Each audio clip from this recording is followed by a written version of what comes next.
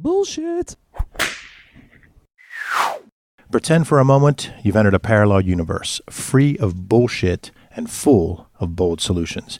That's what the ODea show's all about. I'm your host, Dave Mastovich. Let's cut the bullshit. In a survey of more than 2,000 consumers, 48% said poor service led them to change companies in the past year. Another study asked respondents to describe their most recent buying experience, and half said they had at least one problem. It seems like we're always hearing, seeing, or reading about customers having terrible experiences.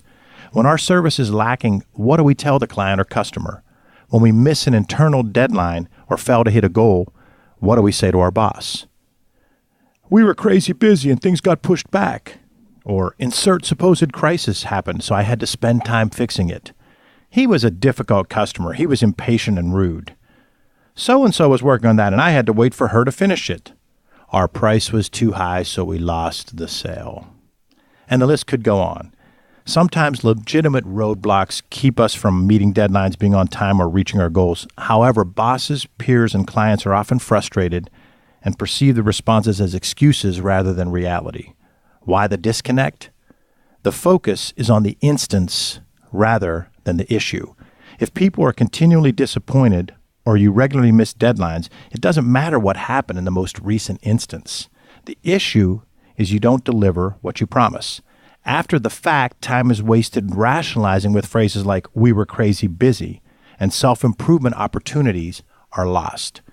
You obviously need to attempt to fix the instance as soon as possible, but more importantly, you need to concentrate on the issue, the reason why deadlines aren't met or why client service is lacking, and how to improve in this area. Set clear, specific targets and prioritize activities to achieve goals and meet deadlines. Follow up with your boss, peers, subordinates, and clients regularly to make sure milestones within the action plan are being met.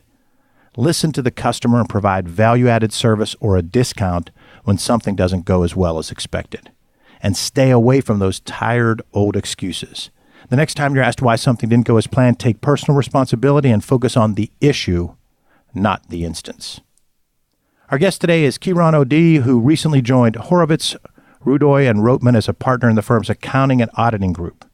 After leaving HRR in 2002, Kieran spent the past 14 years with BDO, formerly Alpern Rosenthal, most recently as a partner in the firm's assurance and transaction advisory success services groups. Kieran, welcome to the show. Thanks, Dave. Thanks for having me. I'm a big fan of the no BS approach, so looking forward to today. Love it. Love it. Well, this should be a fun one. You've come full circle with your return to HRR. Walk us through your career background. Go way back to graduating from Bobby Moe and bring us all the way to today. Sure. So graduated from Robert Morris. It was Robert Morris College then, back in 1998. It's come a long way. It's Robert Morris University now. At the time, I'm a lifelong Pittsburgher, and when I looked into colleges here in the city, Robert Morris had a really good accounting program, more so than Pitt at the time. So I chose Robert Morris. I went there for 4 years, graduated with honors, I might add. Yeah. And started at Horowitz, Rudoy, and Rotman right out of college. I spent about three and a half years there.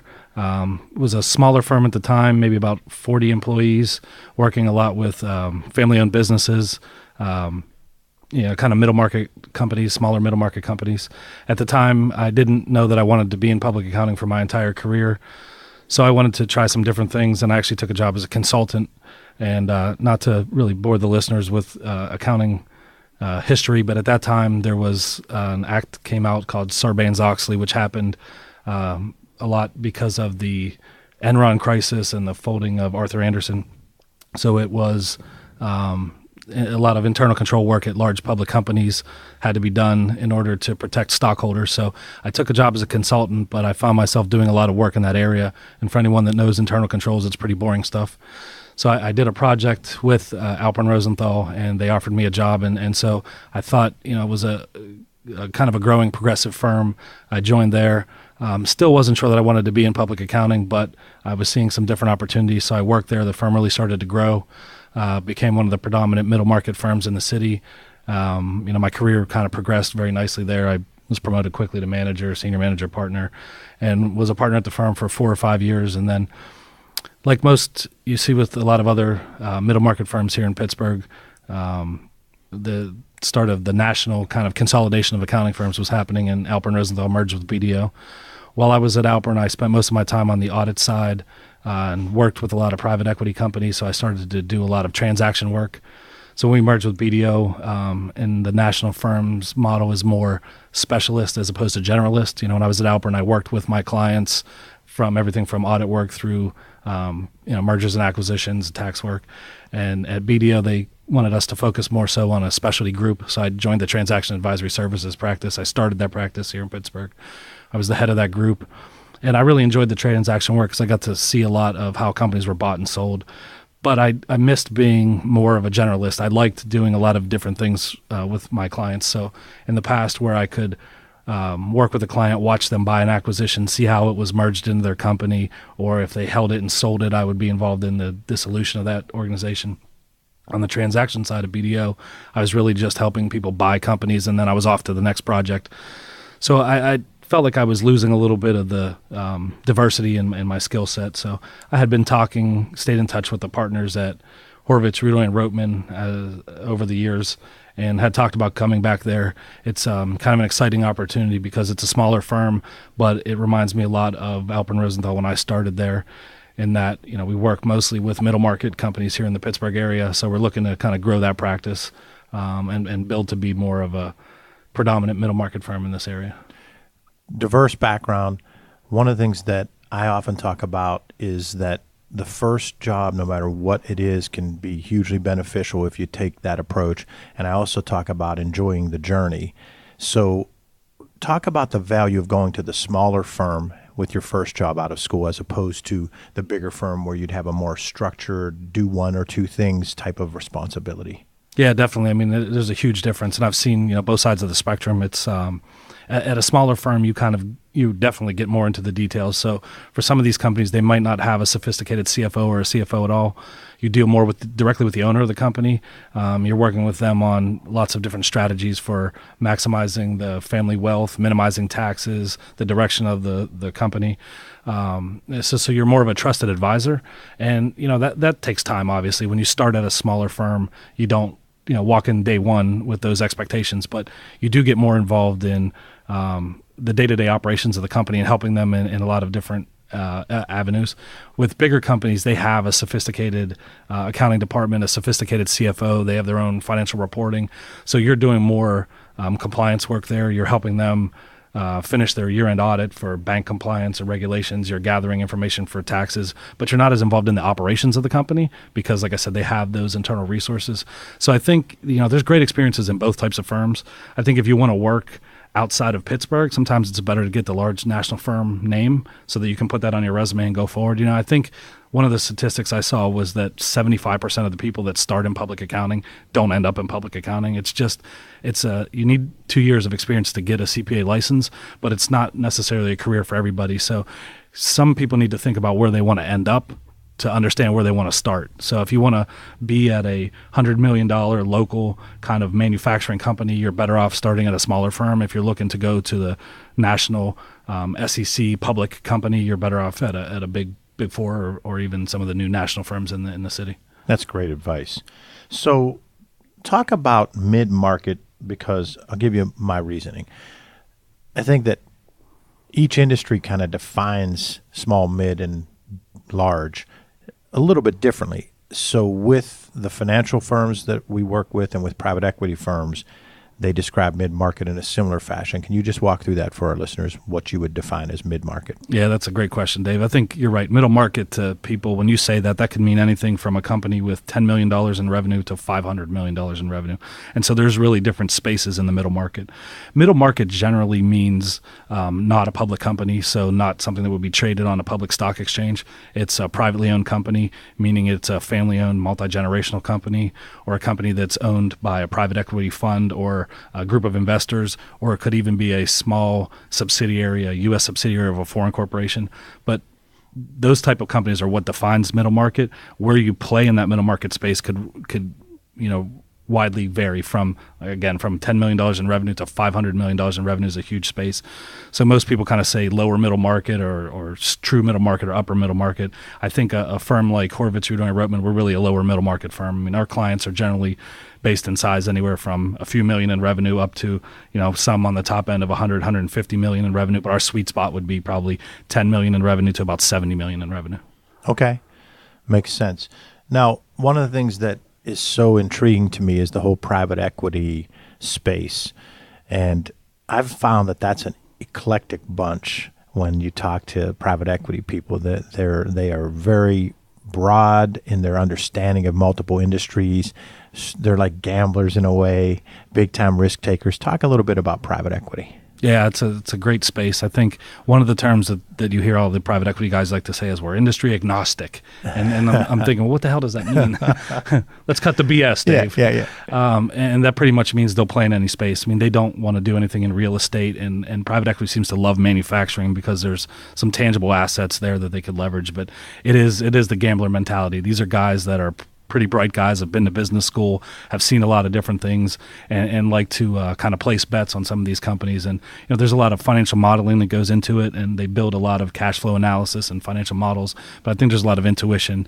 These guys seem to kind of focus in on 2 or 3 areas that they really like, and at times you'll see some of the smaller private equity funds really center that around an operator. So if they've had a president or a CEO in the past who's been very successful at a certain industry, whether that's metal fabricating or plastic injection molding or any specific niche, they'll kind of try to focus in that area and buy companies to have that person come in and run them because what they really like is a proven track record.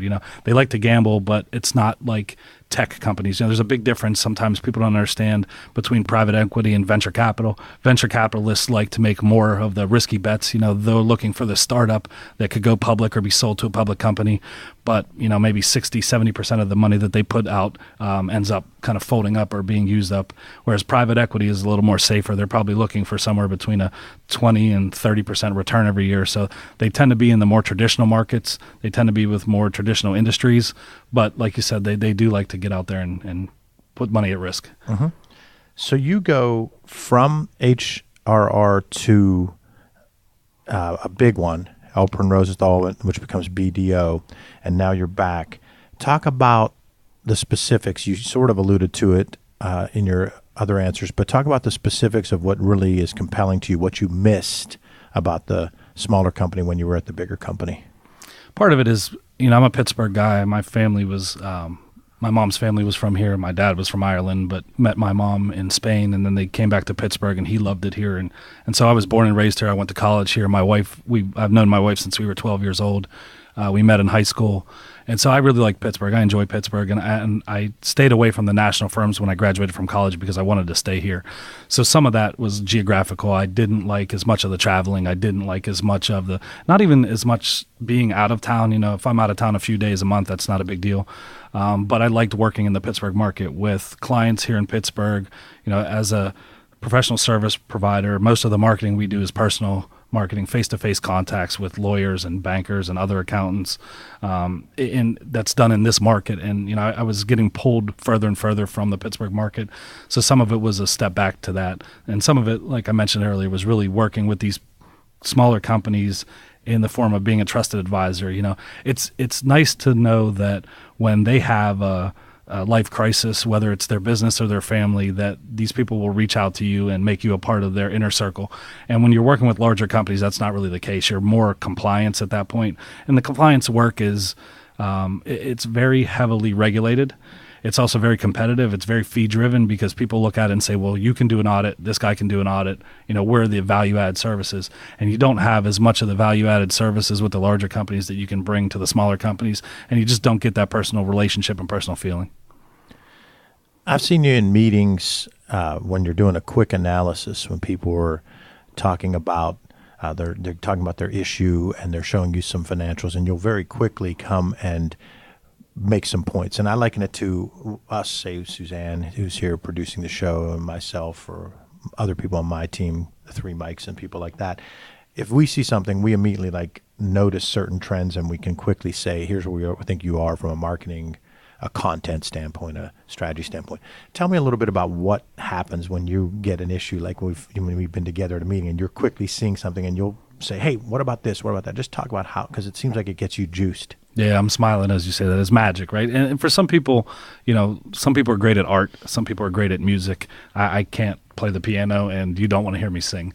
So for me, it's numbers, and it's not huge math numbers. I never wanted to solve the Pythagorean theorem or any of those crazy things, but I like to see the relationships with numbers, and I view it like a puzzle. So if I look at a set of financial statements or cash flow projections or something like that, I can generally see relationships and where things are missing. So, if sales are way up this year, why is gross profit down, or what other relationships or trends happen? Because one thing is going one direction, there should be a natural progression that other things fall in line. And when that's not the case, I kind of like to ask questions and really get in there and figure those kind of things out. So it's really a kind of building a puzzle with small numbers and relationships, I think, for me. You also mentioned that you're a no BS guy, which I agree with. That's why you're on the show. So tell me when you've seen BS in the workplace. It could be an example from your past when it was company culture. It could have been questionable leadership. It could have been poor work ethic, lousy customer service. Just a time when you had to say, that's BS.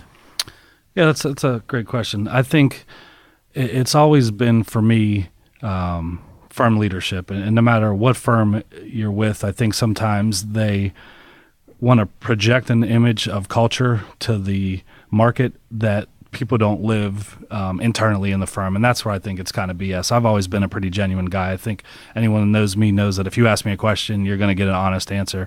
Whether you really like it or not, you're going to get an honest answer. And my philosophy on that's always been, that's the way I am. And if you don't like it, then don't ask the question.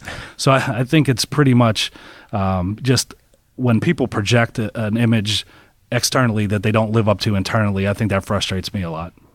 Okay, good. I like it. So now let's put you on the spot for real, though. Your biggest learning experience. Talk about when maybe you were a BS employee, a tough boss, or maybe your communication wasn't what it needed to be. Looking back, when do you think you might have been guilty of some BS? Yeah, I think people that live in glass houses shouldn't throw stones. So as part of firm leadership, I think there's been times where I've done that, just as I've explained, whether it was a tight client situation where I had to kind of rally the troops and feed them some BS that I didn't necessarily believe, but in order to get a project done or in order to keep a client happy, I've kind of had to sell that internally to my team, where when I went home at the end of the night, I didn't really love what I had said, but it was kind of a heat of the battle thing where we had to get something moved. And so I think genuine communication is definitely the way to go long term, and to build a great team and to have people follow you. I think, we talk a lot about leadership. You can't dictate leadership and you can't mandate leadership. You have to be a leader because people want to follow you. And I think when you BS them, then they don't look up to you anymore. They lose that respect for you. You lose that edge. And just because your title mandates it, these people won't necessarily follow you. So I think, those times where I've had to BS employees, I've always kind of looked back and felt bad about, doing that. Well, I think that having experienced the same thing, what happens from my standpoint to me is like when I was in a place where I thought I had to do that repetitively, it was when I had to get out. Because I agree with you, there's times that you just kind of have to say certain things. Like, for instance, if you're, I often refer back to sports analogies, but as a coach, if we're down 17 points, I have to BS the guys a little bit and say, we can come back and win this if we can cut it to 10 by the 4-minute mark. Okay, that's not a BS, but it sort of is. I mean, you're losing by 17. So the same thing happens in the workplace, where if you have to do that from time to time, it's okay. But when it's a long-term thing is when you kind of probably have to go. Oh, definitely. So when you were at BDO, was that infrequent that you felt you had to do that, or did you feel you had to get a little bit more on the cultural side, trying to sell a culture? I think definitely more so with BDO. And it's just a difference in philosophy, right? And maybe it's the way that they like to do things, but there's a difference in the culture and the philosophy of a national firm compared to a local firm. And I think that probably was part of the reason that led to my wanting to move on to something else. I think, you have a national culture that's rolled out, and it's kind of dictated down by the hierarchy, which doesn't happen to be in our market. So you have instances where you have to kind of rally the troops and you don't necessarily believe the message. And I think that started to become clear towards the end for me anyway. And it's not that it was a bad message. It just wasn't one that I wanted to get behind. And it has to do with the difference between being a local firm and being a national firm. And, working on policies that might benefit the firm globally weren't necessarily great for the Pittsburgh market, and that's hard to swallow, and that's hard to stand up on stage sometimes and go through the core values and all those if you're not really behind them. Mm-hmm. Agreed. Well, the show is the No BS Marketing Show, and I love the fact you call it the No BS Show because really it is about leadership and communication, but we do have to cover a little bit of marketing or else I'd be a BSer. So I often talk about our definition of marketing. And Suzanne and Mike Gaddy and I just came from a meeting where we were talking about this, and we're passionate about it. And it's our biggest cross to bear is explaining what we believe is real marketing. And it wasn't built by us. It wasn't like, oh, let's go write this and say this is real marketing. It's what real marketing is taught at Harvard, Princeton, at Pitt, wherever, at Robert Morris. And it's talking about clearly defining your target markets, finding out what they want through marketing intel. And when you learn what they want, what they really want through true marketing intel, you have to be willing to change your products and services to give them what they want, when and where they want it at a price they're willing to pay, and then tell them about it again and again. And Suzanne made a great point today, and she said how people get really, really excited when you show them how they're going to tell them about it again and again. And they'll buy that piece from companies. But if the company wasn't a no BSer and didn't do that marketing intel, if the marketing firm didn't do the marketing intel and didn't listen and didn't come back and try to convince the company to change their product or service where they had to, but just did that last part of telling them about it again and again, that's BS marketing. And that's a disservice that Suzanne and Mike and everybody else in my company we're passionate about. We want people to respect marketing the way they do finance, the way they do IT, the way they do legal. And right now that's not the case. So we're passionate about that. So now that you've heard that kind of different definition that goes beyond the just telling them about it again and again, it starts off with talking to the customers, defining that target market, doing the marketing intel, changing when you have to, changing maybe your location of how you give it to them, and then telling them about it again and again. Talk about when you think you applied that definition and had a marketing or messaging success. I think marketing is a little bit different depending on the industry that you're in. In a professional services industry, you're definitely doing marketing as an individual. You're marketing yourself first, and then you're marketing the firm. So you're talking about your expertise and then the expertise within your firm. But that messaging is a little more difficult because the audience could be so broad. And so, being an accountant, I'm kind of in the box most of the time. And so sometimes I struggle with how do we market an accounting firm, because we can't just, and then there's also financial constraints, right? So we can't just put up billboards all over town and say, if you're in an accident, call Egger Schneider. It's a little bit different from an accounting perspective. You really have to earn the trust of a client if you're going to be that personal business advisor. So it's spending the time to develop those personal relationships. And I think what that means is them getting to know you and getting to understand your expertise. And sometimes that's difficult because, Dave, when we go to the doctor, do you ask the doctor a bunch of questions about where he went to medical school and whether he graduated at the top of his class or bottom of his class? Not really. You just expect that he's a doctor with a medical degree. And to some extent, people expect that from accountants. But in order to get past that, where you're not just a compliance person and you're not just checking the box on their tax return, but to become that trusted advisor, you have to really market yourself so that they understand that you have a special expertise and can help them. So where I've really spent a lot of my time is in building my professional network. And that's something that I've always looked at as doing as much for my job as I do for myself. And because, I've changed firms, but I'm able to take that. That's an asset that I have. I'm able to take that network with me. And even in my personal life, if there's times where I have wanted to buy a house and wanted to talk to a mortgage broker, or my son's in college and was looking for an internship, having that professional network is good both personally and in your career. So I think from a marketing perspective, from a professional service firm, it's a lot of one-on-one contact points. But I think your comments were right, spot on. You have to build those, be able to show people what you've done and tell them what you've done, and they have to buy in and believe that. It's just it comes from a different medium than it would for a products company or a a large services company where you have a great marketing budget. So I think for us, there's a lot of constraints as accountants. You don't want to get out and tell that story. More introverted type people. So I think, really building that network and building it around your expertise more so than just knowing people. You want people to know you, but you want them to know you for the right reason, that you're the preferred service provider to X companies, or that you're the preferred tax accountant in certain situations. So it's really that building that expertise that's difficult. Suzanne will have to tell the creative team we have to scrap the first creative design we did, which was Kieran on a billboard saying, "No charge unless we improve EBITDA for you." Right. So you were pointing and improving EBITDA. So we're going to scrap that. Oh, my partners might not have loved that one. Yeah. So where I think you hit the nail is this. Why you are doing the definition is the first thing you've done is you clearly defined who you want to go out and talk to when you're building that network.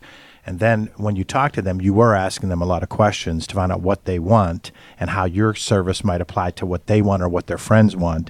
And then you were tweaking your service wherever you had to, and then telling them about it again and again. So I believe that that's a great answer, because it shows how in that personal services industry, you're not going to go out and do a big full-scale research project necessarily and go and do a big branding campaign that's 7 figures. But what you're going to do is still talk to key people to find out what they want, still do some intel, and then help your messaging and go out and do those individual one-on-one relationships. Definitely. And I think one of the things that's always been big for me is again, going back to the being genuine. Being genuine when you're talking to prospective clients, being genuine when you're talking to referral sources or other professionals, and also helping them. There's a lot of times where I meet people that might have a question that I can't answer, but instead of just saying, well, I can't answer that, you got to be helpful and point them in the right direction. Connect them with another friend or another colleague that might be able to answer that question for them. And even though there aren't any fees in it for us, those people remember that. People remember you helping them more than you providing a service. So, being a part of the professional community here is important to me. Helping others and being genuine, I think, is the big things for me in my personal marketing. So, Kieran, how can listeners contact you if they would like to learn more about what you do? Oh, definitely. So you can email me at KODEA at hrrcpa.com, or check us out on our website. We'll be launching a new website shortly, and that's hrrcpa.com. And I appreciate being on the show today, Dave.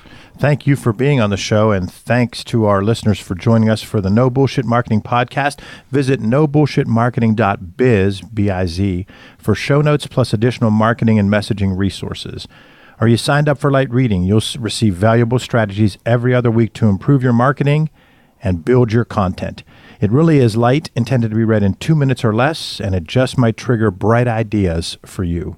To sign up, visit masssolutions.biz. Remember, ask yourself, what's the big idea? And build your story around the answer. It's all about bold solutions.